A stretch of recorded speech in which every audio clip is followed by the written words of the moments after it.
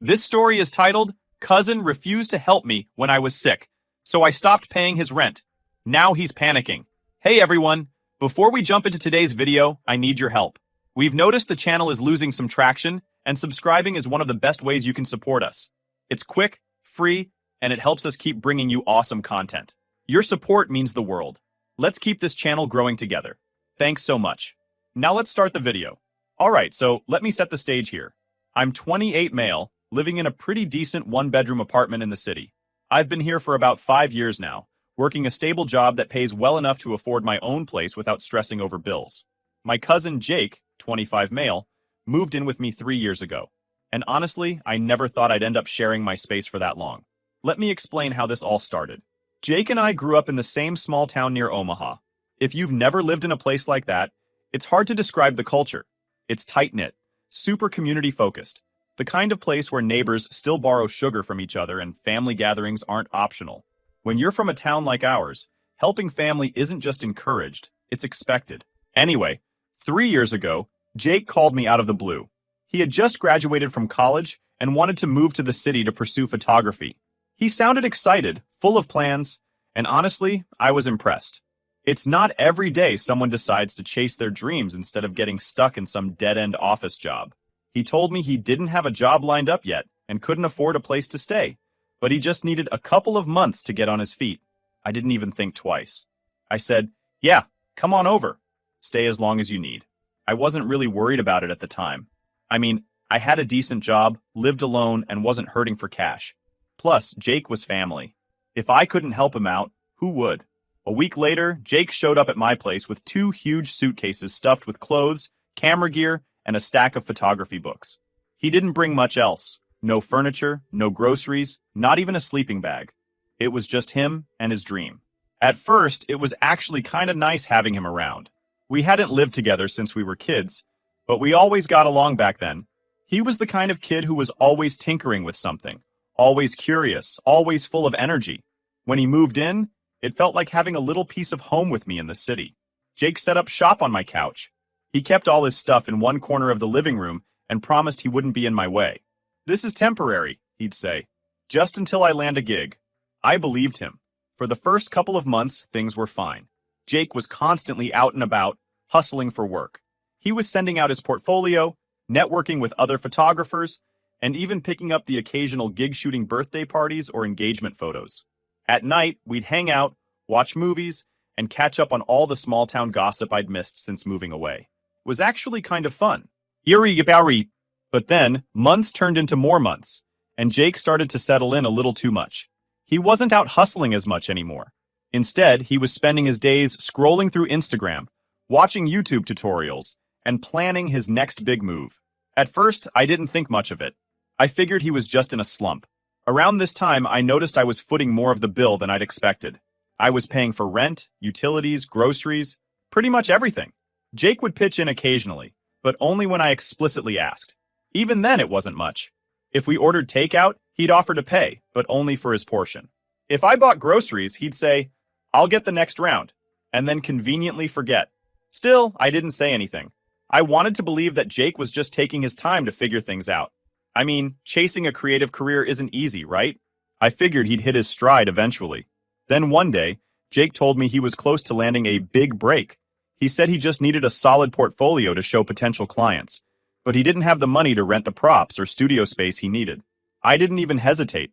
I handed him $500 out of my savings and told him to go for it. Looking back, I probably should have set some boundaries then. Over the next year, Jake's big break never came. He got a few gigs here and there, but nothing steady. He started getting frustrated, and honestly, I was frustrated too. I wanted to see him succeed, but I couldn't help but feel like he wasn't trying as hard as he could. To help him out, I used one of my connections to land him a part-time job at a local cafe. It wasn't glamorous, but it was something to keep him afloat while he worked on his photography. He lasted 2 weeks before he quit, saying, "I can't pour coffee for the rest of my life, man. I've got bigger things ahead." I was torn. On one hand, I admired his commitment to his dreams. On the other hand, I couldn't understand why he wasn't willing to put in the work to support himself in the meantime. But again, I let it slide. Here's the thing. I didn't just support Jake financially. I went out of my way to help him in every possible way. When he needed new editing software, I bought it for him. When he wanted to set up a YouTube channel, I helped him write captions and video descriptions. I spent hours brainstorming ideas with him, trying to figure out how to market his work. And through it all, I didn't expect anything in return.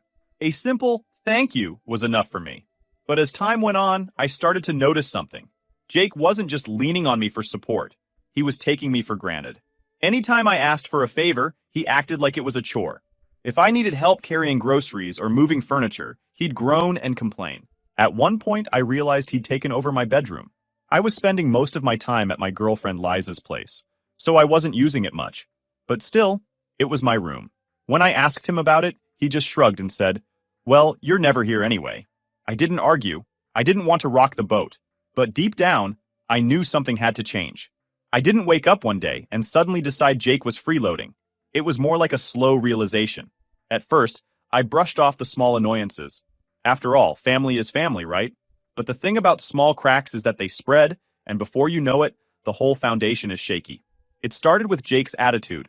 When he first moved in, he'd constantly talk about how grateful he was and how he'd repay me once he got on his feet. But as time went on, those thank yous turned into jokes, sarcastic ones. Anytime I asked him for something, he'd roll his eyes or make a snarky comment. "Wow, you actually need me for something? Shocking." Stuff like that. At first I laughed along, but it started to sting after a while. For example, one time I asked him to drop off my dry cleaning because it was on his way to a gig. He acted like I'd asked him to carry my laundry on foot across the city. "Man, I've got a busy day ahead. Can't you just pick it up yourself?" Never mind that I'd been paying his rent, utilities, and groceries for over a year. And then there was the flat tire incident. I was out with Liza, and we were coming back from a movie night when my car broke down. It was late, and I didn't want Liza waiting around for an Uber in a sketchy part of town. I called Jake, figuring he'd swing by since he wasn't doing anything. I'd literally seen him post an Instagram story from my apartment earlier. His response? "Ugh, I'm not a cab service, dude. Why don't you just call an Uber? You know how far this is for me?" The thing is, it wasn't even that far, 12 miles max. But his tone hit me like a slap. I remember thinking, would it kill you to help me out for once? Around this time, I started spending most of my nights at Liza's place. It wasn't intentional at first. We were just enjoying each other's company. But over time, it became easier to avoid the tension back at my apartment. The thing is, I was still paying for everything there. Rent, utilities, internet, even the Netflix account Jake used daily. And what was he contributing? Nothing. I'll admit, part of me felt guilty. I kept telling myself, he's family. He's trying to make it in a tough industry. But even when I tried to justify it, I couldn't ignore the way he treated me. One weekend, Liza and I went furniture shopping. We ended up buying a chair, and since it was too bulky to fit in my car, we had to arrange for shipping. The delivery fee was ridiculous, so I called Jake to see if he could help us transport it. He answered the phone sounding annoyed, as usual, and when I asked, he groaned, "I just did leg day yesterday, man. My quads are killing me. Can't you guys just pay for delivery?" This was the kind of stuff that drove me nuts. He wasn't working that day, wasn't busy with anything important, but still made a fuss about helping out. Eventually, he did show up, but the whole time he acted like he was doing us the biggest favor in the world. Liza noticed it too and later said, "Does he always act like this when you ask for help?" I didn't know how to answer because honestly, I'd let it slide so many times that it felt normal. The breaking point came when I got sick. I don't mean a mild cold. I mean full-blown flu. Fever, chills, the works. I was miserable and running out of supplies. Liza was working late, so I called Jake and asked him to grab me some soup and meds. I knew he was home because, once again, I'd seen him live on Instagram not 10 minutes earlier.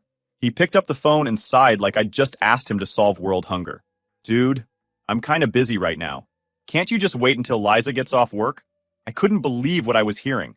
I said, "I'm sick, Jake. I just need you to pick up a few things and drop them off. It's not a big deal." And do you know what he said? "I'm not your nurse, man. Handle your own stuff." I was furious. I couldn't even argue because I felt so weak, so I just hung up. I ended up dragging myself to the store to get what I needed, and when Liza came home, I told her what happened. She was livid. "You're still paying for that apartment, right? And he can't even do this one thing for you?" She wasn't wrong. The worst part wasn't even Jake's lack of effort. It was his lack of respect. By this point, it was clear that he didn't see me as someone who was helping him. He saw me as someone he could use. And that realization stung more than I care to admit. Over the next few days, I started thinking about how much I'd sacrificed for Jake. I'd put my own comfort, finances, and peace of mind on the line for him. And for what? A sarcastic roommate who couldn't be bothered to lift a finger when I needed him? Liza suggested I move in with her and let Jake take over the lease. It sounded like a clean solution, but I wasn't ready for that step. Our relationship was still new, and I didn't want to rush things. Plus, deep down, I didn't trust Jake to handle the rent on his own. Instead, I decided it was time to confront him. I told Jake how I felt, that I was hurt by the way he treated me and that I didn't feel appreciated. His response? Defensive as hell. He started listing all the favors he'd done for me over the years, like that one time he helped me carry groceries or dropped off a pen drive at my office. "You act like I've done nothing for you," he said, "but I'm not your butler, man." I couldn't believe it. I reminded him of everything I'd done for him, taking him in, paying his bills, helping him build his portfolio, and covering for him when he didn't have enough money to get by. He shrugged it off and said, "You offered, remember? Don't act like I begged you." That was it. I was done. I didn't know exactly how I was going to handle it, but I knew one thing for sure. Jake couldn't keep living rent-free in my apartment. It was time for a change. After my conversation with Jake, I realized something important. No matter how much you care about someone, there comes a point where you have to put yourself first. It wasn't just about money or convenience anymore. It was about self-respect. For 3 years, I'd been bending over backward to make Jake's life easier, and he couldn't even be bothered to show basic appreciation. But even though I'd made up my mind to change things, I hesitated. The idea of confronting Jake again filled me with dread. Part of me still felt responsible for him, even though I knew I shouldn't. I couldn't shake the thought, what if I cut him off, and he really can't make it on his own? I sat down with Liza that night to talk it through. She listened patiently, and then she said something that stuck with me. "You've given Jake more than enough time and support. If he's not ready to stand on his own now, that's on him, not you." She was right. I'd been making excuses for Jake for years, and all it had done was enable him. It was time to stop. The next day, I started packing up my things at the apartment. Most of my essentials were already at Liza's place, but I still had clothes, books, and some sentimental stuff at my old apartment. When I showed up, Jake was sprawled on the couch scrolling through his phone. He didn't even look up when I walked in. "Hey," I said, trying to sound casual. "I'm going to grab some of my stuff today." Jake just shrugged. "Cool. Do whatever." I could feel my frustration bubbling up, but I kept it together. I started packing quietly, hoping to avoid a scene. But as I was boxing up my books, I noticed something. Jake had started using my bedroom as his personal studio. My desk was covered in photography gear, my chair had been replaced with a folding stool, and there were backdrops hanging from the walls. I stood there for a minute, staring at the mess. It wasn't just the physical intrusion that bothered me, it was the audacity of it. He hadn't asked, hadn't even mentioned it. He'd just taken over, as if he had every right. "Jake!" I called out, trying to keep my voice steady. He finally looked up. "What? Why is all your stuff in my room?" He waved his hand dismissively. "You're never here, man. It's not a big deal." I clenched my jaw. "It's still my room. You could have at least asked." Jake rolled his eyes. "Dude, relax. It's just temporary." That word, temporary, hit me like a slap. It was the same word he'd used when he first moved in, promising to stay only until he got on his feet. 3 years later, he was still here, still making excuses, still taking advantage of my generosity. I didn't argue with him then. Instead, I finished packing and left. But on my way back to Liza's place, I made a decision. I was done. No more excuses, no more leniency. That night, I called my landlord. I told him I was moving out and gave him my official 1-month notice. I explained that Jake had been living in the apartment and might want to take over the lease, but if he couldn't, that was his problem. The landlord sounded surprised but agreed to handle it. The next morning, I called Jake. "Hey," I said, trying to keep my tone neutral. "We need to talk about the apartment." Jake sounded distracted, like he was barely paying attention. "What about it?" "I'm moving out," I said. "I've already notified the landlord. If you want to stay, you'll need to take over the lease." There was a long pause on the other end of the line. Then Jake said, "Wait, what? You're moving out? Why?" "I can't keep paying for a place I'm not living in," I replied. "It doesn't make sense anymore. You've been here long enough to figure things out, so it's time for you to take over." Jake's tone shifted immediately. "Dude, I can't afford the rent on my own. How am I supposed to stay here?" "That's something you'll need to figure out," I said. "You've had 3 years to get on your feet. I've done more than enough to help you." Jake didn't take it well. He started listing all the reasons why he couldn't afford the apartment. His gigs weren't steady, the rent was too high, he didn't have anyone else to rely on. He even tried to guilt trip me, saying, What if things don't work out with Liza? Going to need this place to come back to. That last part really pissed me off. It wasn't just manipulative, it was selfish. Jake wasn't thinking about me or my needs. He was only thinking about himself and how my decision would affect him. I'll take my chances, I said firmly. I'm done paying for this place. If you can't afford it, you'll need to move out. He kept arguing, but I didn't budge. Eventually, he hung up on me. Over the next few days, I started clearing out the rest of my stuff. Each time I went back to the apartment, Jake tried a different tactic to change my mind. One day, he acted apologetic, saying, "Bro, I didn't realize how much this was bothering you. I'm sorry, okay? Let's just go back to how things were." Another day, he tried to guilt-trip me again, saying, "I looked up to you, man. I thought you were someone I could count on." But I didn't fall for it. I knew if I gave in, nothing would change. The final straw came when I called a moving company to pick up my furniture. Jake watched as the movers carried out my couch, my desk, my bed, everything I'd left behind. He looked like he wanted to say something, but he didn't. As I loaded the last box into my car, Jake finally spoke up. "So, this is it?" "Yeah," I said. "This is it." He nodded slowly, then muttered, "I guess I'll figure it out." I didn't respond. I just got in my car and drove away. A few weeks after I officially moved out, the calls from Jake started coming in. At first, he was trying to play it cool. "Hey, just checking in. How's everything at Liza's?" It was painfully transparent. He wasn't calling to chat. He wanted to talk about the apartment. I could sense the unease in his voice, but I wasn't about to bring it up for him. I let him circle around the topic like a nervous teenager. Finally, after some awkward small talk, he got to the point. "So, the landlord's been, a little uptight lately," Jake said. "He keeps asking about the rent. I told him you're the one who always handled that." I sighed. "Jake, I already told you. When I moved out, I handed over everything to the landlord. He knows you're the tenant now. If there's an issue, you need to deal with it." Jake let out this long, dramatic sigh, like I'd just told him I was sending him to the gallows. "But I can't cover it, man. You know I don't have that kind of money." I didn't know whether to laugh or scream. "Jake, you've been living there for free for 3 years? I gave you every opportunity to get your stuff together. If you can't make it work now, that's on you." A few days later, Jake showed up unannounced at Liza's place. I was sitting on the couch, going over some work emails, when the doorbell rang.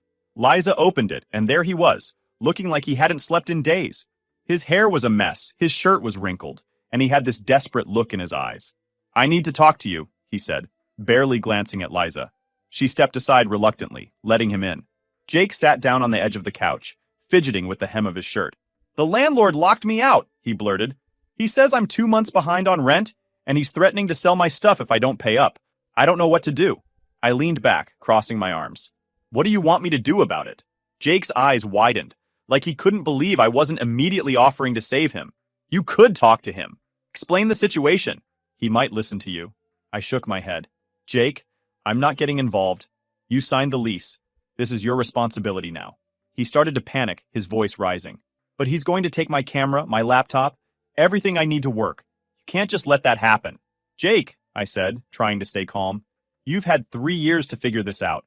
I can't keep bailing you out every time something goes wrong. It's time for you to handle your own problems." Over the next week, Jake's texts and calls became relentless. He went from apologizing to accusing to full-on begging. He sent long messages about how he'd always admired me and how he never meant to take advantage of me. But then, in the same breath, he'd say things like, "I can't believe you're turning your back on family." It was exhausting. Meanwhile, I got a call from the building manager at my old apartment. He told me Jake had been throwing loud parties after I moved out, complete with blaring music and trashed common areas. The neighbors had complained multiple times, and the manager had given Jake several warnings. That, combined with his failure to pay rent, was the final straw for the landlord. When I confronted Jake about it, he acted like it was no big deal. "Yeah, I had a few people over," he admitted, "but it's not like I trashed the place. The landlord's just being a jerk." I couldn't believe how delusional he sounded. "Jake, you're the one who's 2 months behind on rent. He has every right to kick you out." Jake just shrugged, like the whole situation was out of his hands. A couple of days later, Jake called me in tears. He said he'd been sleeping in the subway for the past 3 nights because he had nowhere else to go. He kept saying, "I don't know how this happened. I feel like everything's falling apart." I tried to stay empathetic, but it was hard. "Jake, this didn't just happen. You had years to get your life together. You ignored every opportunity to take responsibility, and now you're dealing with the consequences." He sniffled, his voice trembling. "You're really not going to help me? After everything we've been through? I already helped you, I said firmly. More than I should have. This is your mess to clean up now. The last straw came when Jake tried to rope Liza into the situation. He showed up at her place while I was at work, begging her to let him crash on our couch just for a week. Liza, bless her, didn't sugarcoat her response. Jake, no offense, but I've seen how this plays out, she said. A week turns into months, and before you know it, we're stuck in the same cycle. I'm sorry, but you need to figure this out on your own. When I got home and she told me about it, I was furious. Not at Liza. She did exactly what I would have done. But at Jake for trying to drag her into this. It felt like a new low, even for him. A few days later, Jake called me one last time. He was frantic, saying the landlord had confiscated his camera, laptop, and other valuables to cover the unpaid rent. He begged me to help him get them back, saying they were his only shot at getting back on his feet. I'll admit, part of me felt sorry for him. That camera was his pride and joy. He treated it like an extension of himself. But I also knew that stepping in would just prolong the inevitable. I'm sorry, Jake, I said. I can't help you. This is something you need to handle yourself. He didn't say anything for a long time. Then, in a quiet voice, he said, I guess this is it, huh? Yeah, I replied. I guess it is. That was the last time we spoke for a while. I heard through the grapevine that he managed to recover his camera and laptop thanks to our uncle, who bailed him out. But the landlord wouldn't let him stay, and he couldn't afford the rent anyway. Last I heard, he was couch surfing with friends and working under a wedding photographer. As for me, I felt a mix of relief and sadness. I didn't like how things ended, but I knew it was the right decision. Sometimes you have to let people fail so they can learn to stand on the period. After Jake moved out of my life, both figuratively and literally, I thought the drama would end. When you grow up in a small town family like ours, everyone has opinions about your business, whether they should or not. News of Jake's eviction and our fallout traveled fast, and before I knew it, I was getting phone calls from relatives asking what was going on. The first call came from my dad. He was calm about it, but I could tell he'd already heard Jake's side of the story. Your uncle called me, he started. He says Jake's out on the streets because you refused to help him. What's going on, son? I was annoyed but not surprised. Jake had always been good at playing the victim. I took a deep breath and explained everything. The rent, the freeloading, the parties, the landlord's warnings, the 3 years of ungrateful behavior. I didn't sugarcoat anything, but I didn't embellish either. By the end of the conversation, my dad let out a long sigh. Sounds like you did more than enough for him, he said. Your uncle's upset, but honestly, that's because Jake ran to him for help. Don't let them guilt you into anything. Not long after that, my uncle called me directly. Unlike my dad, he wasn't calm. The minute I picked up, he launched into a tirade about how I'd abandoned Jake when he needed me most. How could you just throw him out? He demanded. He's your cousin, for God's sake. Family is supposed to look out for each other. I let him rant for a bit before cutting him off. Uncle Kyle, I said, trying to stay calm. I didn't throw Jake out. He had 3 years to get his act together, and he didn't. I paid for everything. His rent, his food, his career, and all I got in return was disrespect. If you think he needs more help, then by all means, help him yourself. There was a pause on the other end of the line. Well, he muttered, he's staying with me now, but you could have handled it better. I didn't have the energy to argue. Maybe, I said, but I'm done enabling him. Meanwhile, Jake continued to reach out, this time through mutual friends. He told them I'd abandoned him and left him to fend for himself in a city where he had no support. A few of them messaged me, asking if it was true. At first, I felt defensive. I wanted to explain my side of the story to everyone, but then I realized I didn't owe anyone an explanation. The people who truly knew me understood what I'd been through with Jake, and honestly, if someone believed his sob story without hearing my side, they weren't worth my time. Jake's situation with Uncle Kyle didn't last long. Within a month, I heard through my dad that Jake had overstayed his welcome there too. Uncle Kyle had bailed him out by helping him retrieve his camera and laptop from the landlord, but Jake had no plans to pay him back. He also wasn't contributing to household expenses, which led to a blow-up between them. Apparently, Uncle Kyle told Jake he needed to start pulling his weight or find somewhere else to stay. Jake, being Jake, took this as a personal attack and decided to leave. He ended up couch surfing with a friend from college, bouncing from place to place while trying to pick up gigs as a wedding photographer. I'll admit, I felt a small pang of sympathy when I heard about it, but it was quickly overshadowed by frustration. Jake wasn't homeless because the world had conspired against him. He was homeless because he refused to take responsibility for his life. One day, out of nowhere, I got a message from Jake. It was short and to the point. I'm sorry for how things turned out. I hope we can move past this someday. I stared at the screen for a long time before replying. My response was just as short. I hope you figure things out. It wasn't the heartfelt reconciliation he might have been hoping for, but I wasn't ready to let him back into my life. Not yet. Maybe not ever. At this point, my focus shifted back to my own life. Moving in with Liza had been a big step, and I wanted to make sure our relationship was solid. She'd been my rock throughout all the Jake drama, and I didn't want to take that for granted. We started talking more about our future, what we wanted, where we saw ourselves in a few years. It felt good to finally be in a partnership where both people contributed equally. Meanwhile, I took some time to reflect on the lessons I'd learned from my experience with Jake. The biggest one? Helping someone doesn't mean sacrificing yourself. It's one thing to lend a hand when someone's in need, but it's another to let them take advantage of your kindness. For 3 years, I let Jake walk all over me because I thought that's what family was supposed to do. But family isn't about enabling bad behavior. It's about mutual respect and support, something Jake had never given me. A few months later, I ran into one of our mutual friends at a coffee shop. She mentioned that Jake was finally starting to turn things around. He'd landed a semi-steady gig with a wedding photography company and was even thinking about renting a room with some co-workers. He seems different now, she said. More grounded. Maybe everything he went through was a wake-up call. I nodded, unsure how to feel. On one hand, I was glad he was making progress. On the other hand, I couldn't forget how much I'd gone through because of him. To this day, I'm not sure if Jake and I will ever fully reconcile. Part of me hopes we can rebuild our relationship someday, but it would take a lot for me to trust him again. In the meantime, I've learned to set boundaries, not just with Jake, but with everyone in my life. If there's one thing I've taken away from all this, it's that kindness isn't weakness. It's okay to help people, but it's also okay to say enough when they start taking advantage of you.